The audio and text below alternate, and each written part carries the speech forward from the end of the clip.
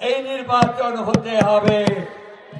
এই নির্বাচনের কোনো বিকল্প নাই, কারণ এই নির্বাচন যত দেরি হচ্ছে বাংলাদেশ তো দুর্বল হয়ে যাচ্ছে।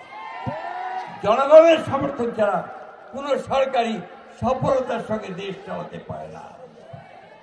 তাই আমরা খুব পরিষ্কার করে বলছি, আপনারা ভালো হয়ে যান, ভালো হয়ে যান। এই নির্বাচনে অংশগ্রহণের জন্য প্রস্তুতি অনেক আগে থেকে শুরু করতে হবে। কেন মানুষকে বোকা বানায়?